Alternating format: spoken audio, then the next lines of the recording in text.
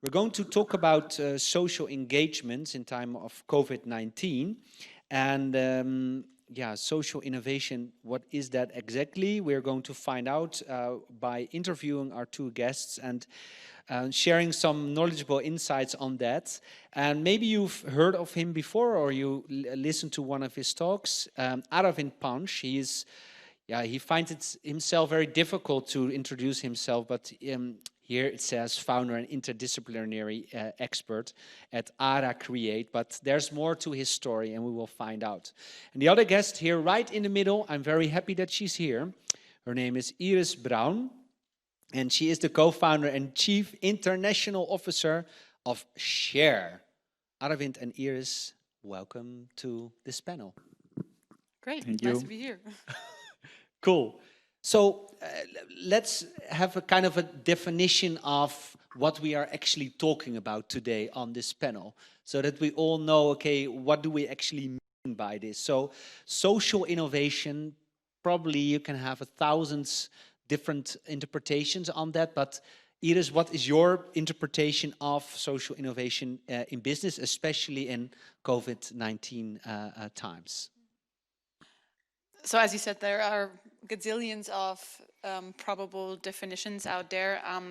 For us, we, as it happens, we all felt like we knew what we're talking about. And then one of my good friends actually gave us the definition that we run with for Share, for our social enterprise that we're running, at least when it comes to enterprise.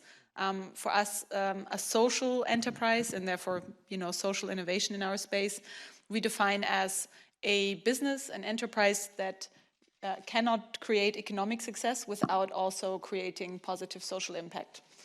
So for us, really, if it's at the core of the business model and you can only get the two things intertwined, that's when you have a social enterprise and that's when you create a social business. Yeah. And how do you do that then in practice at Share? Give us a bit of an idea of what you actually do on a daily basis, how you're trying to serve this purpose? Yeah, it's funny to, you give like highbrow definitions and then you do something very basic. So the idea is super simple of Share. You buy a Share product and automatically an equivalent product gets donated to people in need. And you can even track on each individual product where the donation is going. So if you buy, for example, a food product from Share, then a meal gets donated to a person in need, either here in Germany, in Austria, where we also are selling our products, in the Czech Republic, where we are selling our products, or all around the world in developing projects. And we do the same with food products, hygiene products, drinks, and now also educational products.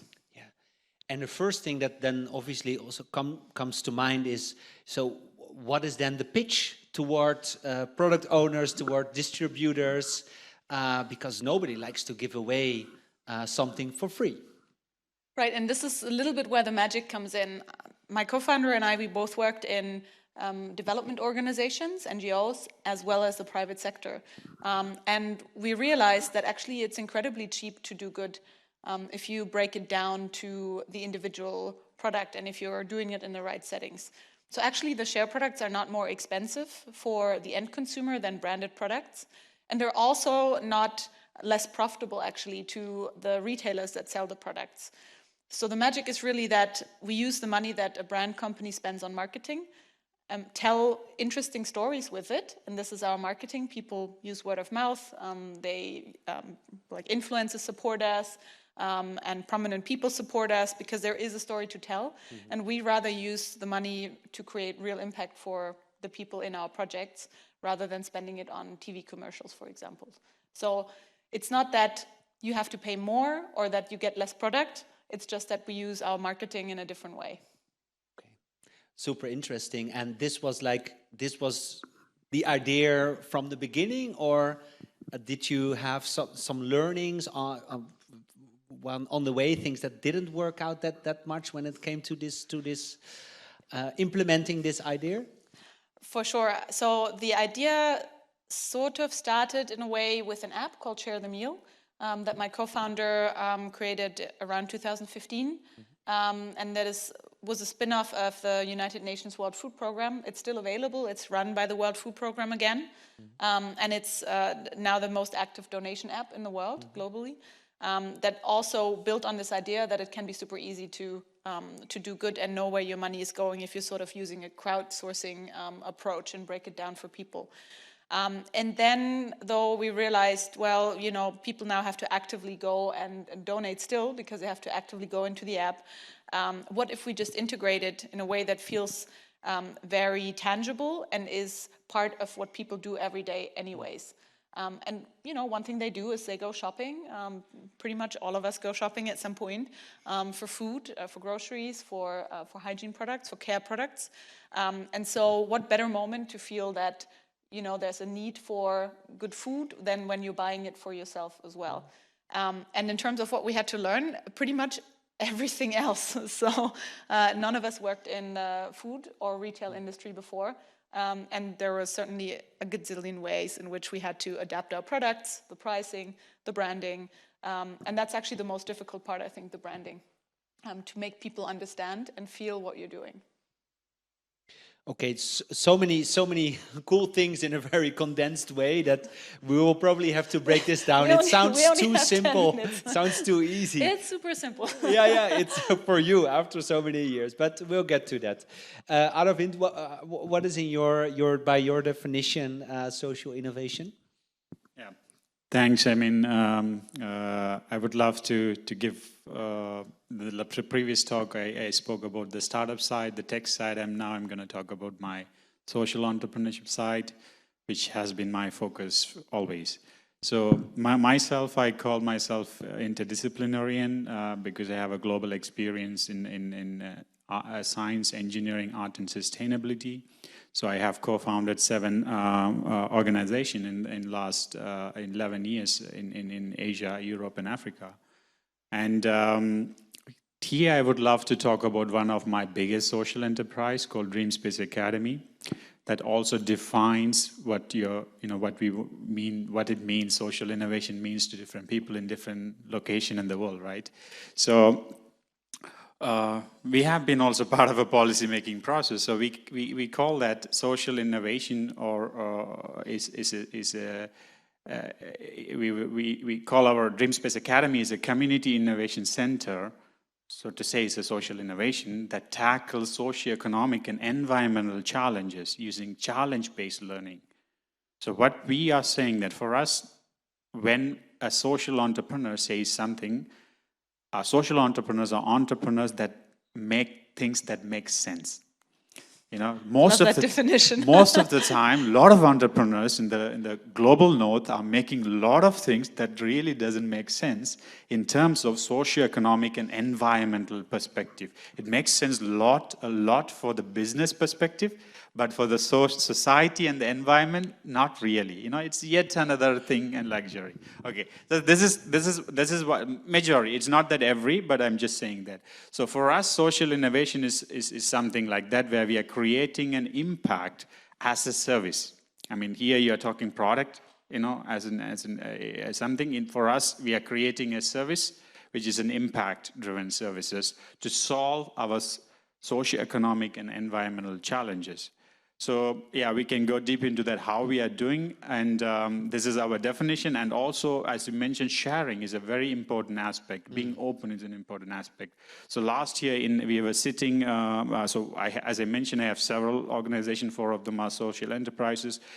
With one of the organizations that I was affiliated, we were running some workshops in in Kenya, the Western Kenya, the Triangle, the Victorian Triangle for the Uganda and the South Sudan refugee camp and the Kenyan, Western Kenyan. I've been giving workshops on to women organizations there to identify some local challenges and apply some social innovation to that. So in that place, we were actually drafting a white paper, which has been actually submitted now to the European Commission and organizations. So we defined 5 principles. Social innovation, and we call it another way, is a sustainable making. You know, social innovation, we had another term, we call it sustainable making. The first thing, make things that make sense. Second principle, share how you make. Because most of these organizations, they are doing a lot of things, but they are like, hiding this thing because you need to be sure. Third thing, include ecosystem services. what does this ecosystem in ecological way that we are getting a lot of things from our environment for free, our sunlight, the water, or the dung bee is actually rolling the dung to make a thing like that. We are making use of them to make such things. And the fourth thing is include local knowledge. Most of the time we are building solutions without involving the local people who are the target audience. Fifth thing is build something for continuity. Don't build just for your exit. So these are the 5 principles. We drafted the whole paper and we have submitted through several of our social entrepreneurship organizations. And that is what we define as sustainable making or social innovation. But to be a bit critical of all, because you called it highbrow and I would call it like a little bit abstract in the end, because you can have those principles. Google and Facebook also have principles, right? But in the end, if you put it down into concrete actions, it depends a lot on cultural values and sets, right? So what I would find interesting is to talk a little bit about like cultural aspects also of this, because like sharing here in Germany, pretty rich people have money who can share, right? But how does this work in other cultures? And the same is in your case. Can those principles, they're not the same everywhere. So how to, because we're on an international conference, talking about Asia, talking about Berlin, what can we learn from approaches actually all around the world? Are there some commonalities? Or is it really like you have to always pay attention to where you actually take into account those principles? Exactly, that's my 4th point, include local knowledge. So you have to always localize things that, when you're taking a technology or an idea from here to another place, you have to really localize. I will give you an example. So at DreamSpace Academy, we have been sending a lot of international experts to train. So at DreamSpace Academy, as I mentioned as a title, what we do is we are empowering underprivileged youth from the war-affected region in Sri Lanka. So they're very young, 16 plus, under 20 people. We have been giving them multidisciplinary workshops to solve their local challenges on their own. So, we want to introduce also the international practices. So we sent one international from Berlin, a design thinking expert from Hasso-Plattner Institute. She was there. She's taking the Berlin design thinking to a people that have been living in another methodology. And then I was there. So usually when these people are going, we are going for the training of the trainers. And design thinking is very intensive, that you have to be like a bee, think this, do that, this and that. And the first day of the design thinking training, after lunch, all these candidates, they said that they want to sleep. And she turned to me, Arvind, no, they have to fresh up and warm up. I said, the design thinking that you are talking is from Berlin. That we are design thinking we have to develop here is for the people here.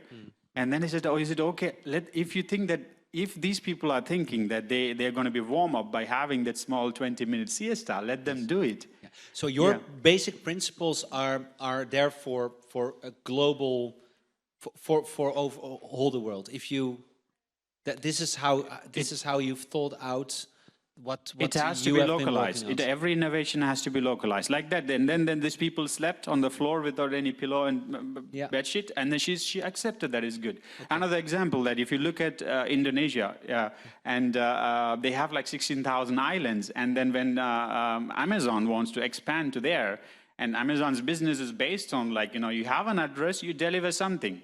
But in these islands, there was no address for these villages, like in the villages. So you have to customize that by reaching, building a different model. Yeah, please. Yeah. So I would see it a little bit maybe differentiated in the sense that I firmly believe, and that's certainly one of the drivers for also doing what we do with Share, that there are commonalities amongst people, right? And I would think that every social enterprise you start based on a social problem that you observe that can be local or can be internationally valid, something that is common to humanity or various cultures. And for us, certainly, I firmly believe that the idea of sharing and gaining by sharing rather than having just less is something that's pretty universal. It comes in different shades all over the planet, but I firmly believe that it's something that is not just valid in Germany, but that is valid everywhere. And the application of it then, that has to be local, right? So what we see when we create our products for the supermarkets, people want to feel like it's their local product. They might still eat similar things, but they want to feel that it's something that they can connect with. When we do our social projects, we need to make sure that they're done by local population and that the specifics and the design of the project is run locally. So that is absolutely vital. But I think the beautiful thing really is that we connect as human beings on a broader level on some topics. And if we can tap into these topics, I think that's a super powerful thing. And then, you know, when social entrepreneurs, and I guess that is something that might bridge what we said in terms of the definition of social innovation, when you then start from solving a social problem and not a business problem primarily, then you kind of automatically come to a social enterprise. And whether that is applicable locally or globally, it doesn't matter. But surely the application in specific is always has to fit with the local culture as well. Yeah. I would love to add, because it's also about the background. So one of the organization, social enterprise we have registered here, we are working in 40 countries in Global South. Majorly in Sub-Saharan Africa and South Asia and then South America. And I have seen what you mentioned, that also, like, within a country, within the community, that differs. That you said that is a universal to share. Yeah. I can give you one example. One time we want to share used shoes. People get offended in countries when you share things like that. If you share food that is left over, and in some culture they will feel like super offended up by these things. So that's what I'm saying. In the last few years I've been to more than 50 countries, especially to build this relationship with communities and organization. And then even the small minute difference between the same society that happened. If you look at Kenya itself, there are like 40 different tribes that they are like so different, small cultural differences.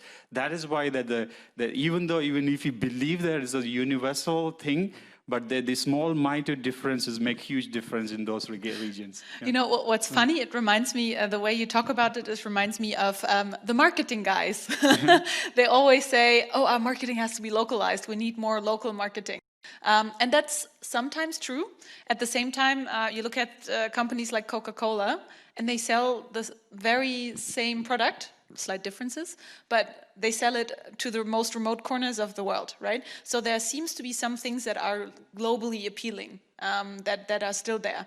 And of course, if you can find them, great, but you always have to see, is this fitting now or not? Do I have to adapt a little? And there's no just one answer, yeah. And Coca-Cola has a different sugar content in different countries, in different places. Yes, yeah. That's specifically targeted. I know, and they use different water and so on. Cultural differences. But still, I mean, I think there's a global appeal that somehow they managed to do. So I still believe that we have some commonalities. Definitely. I mean, and we need to tap into human, those as as well. an animal, we have those basic instincts,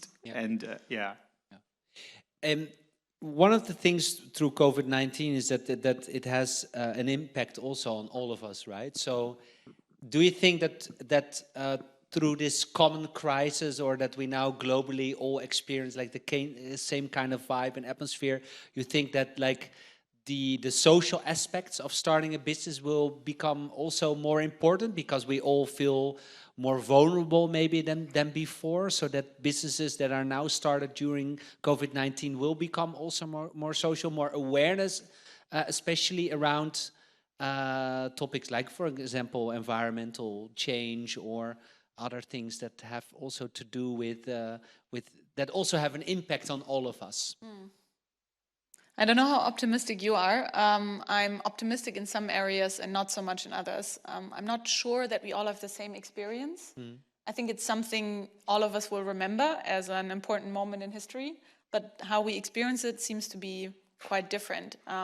What I see just from the perspective of a small consumer company is that regionality, local products, local supply chains gain in importance, and people also in surveys, there was a big Accenture survey that came out recently, for example, say that they want to think more about where their products come from and take into account more sustainability aspects.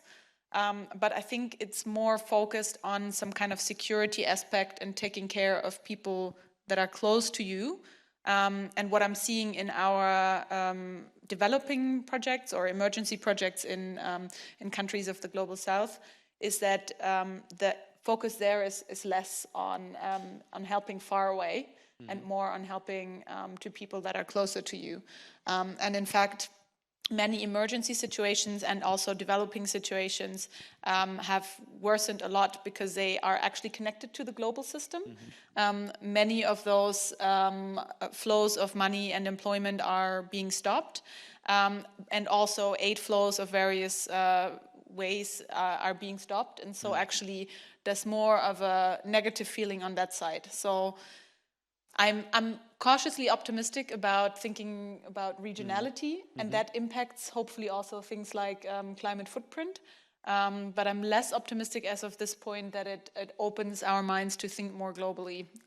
What's your impression so far? I mean, unfortunate things happened for me this year. I lost my sister, just 1 year difference. She's a doctor with 2 kids. Happened early this year, and then continuously several people, family and friends. So it has been difficult. So in Sri Lanka, it was not a lockdown, it's a curfew. If you know the difference between lockdown and curfew, curfew is a military law. So during the wartime, we used to have that. So basically anyone goes out could be beaten up or arrested. So we were seriously affected in terms of our operations and engagement. But however, we worked on things that is related to COVID as a COVID response. So at Dreamspace Academy, we have been developing, I mean, that's the whole engagement for us that happened is we have been sitting in labs and we have been developing a rapid test kit for the coronavirus that can actually locally produced in global South countries. Because one of the huge problem is that we have the WHO protocol from Charité Berlin, and it needs a lot of material and equipments and infrastructure, trained professionals.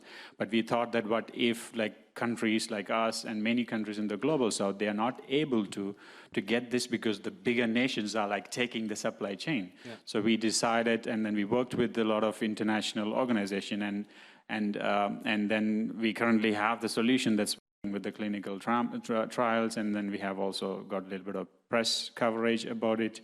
And that same solution has been reproduced locally using the local material in Cameroon, in Nigeria, in Chile, in the global South, and also in the global North. Mainly the main work was happening in Germany, in France, and in US.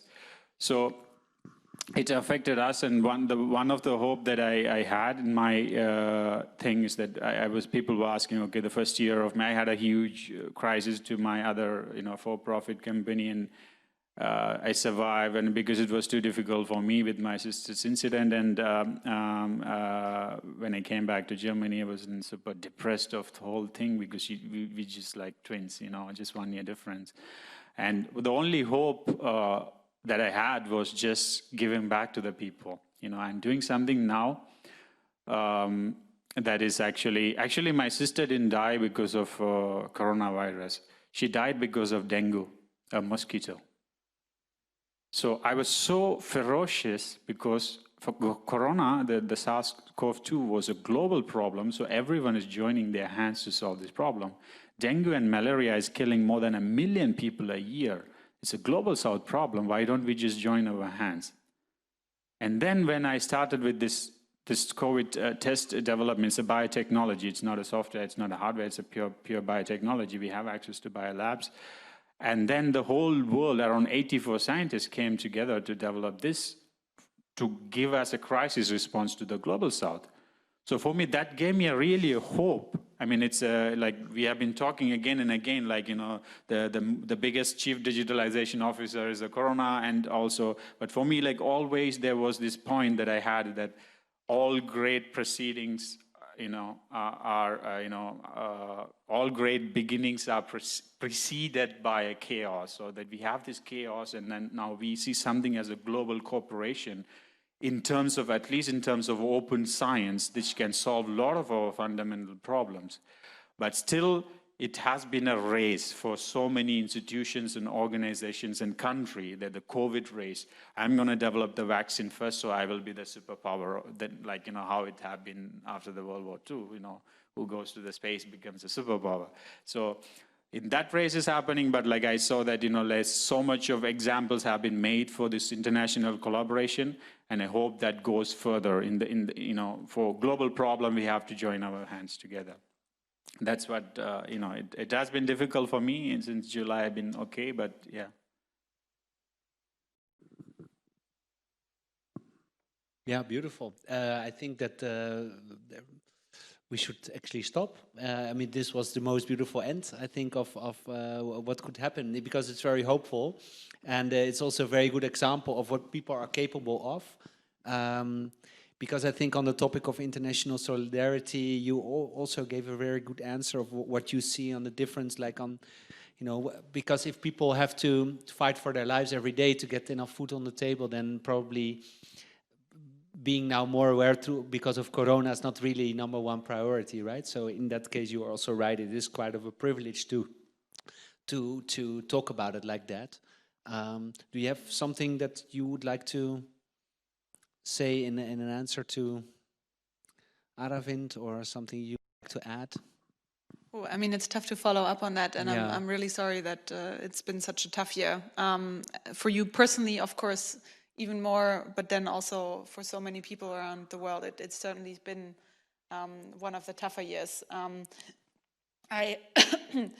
mean, one thing maybe that I still believe is that we know why I love to work on social issues rather than say, okay, environment comes first because we first need to save our planet, and then we can look later. I don't think it works that way. I believe that social inequality, that's the problem that we want to fight, but also so many other social issues. They are the cornerstones and the fundaments on which you need to build any change, also environmental, ecologically. And we cannot stop this because it's been a difficult year. And I think it's a wonderful example that you said, you then realize this is what can move you forward, is working on this greater good for people, because this is in the end what will also make all other good things follow. So I thought that was beautiful, and I hope it motivates a lot of people, other than just the two of us. And I'm sure it will, even with Corona and after. Yeah. You still managed to follow up beautifully on that. So good. Sorry. Good. Well done. Good job. Yeah. I was just that, as I said, now we have to join our hands together on solving very fundamental problems of this planet Earth.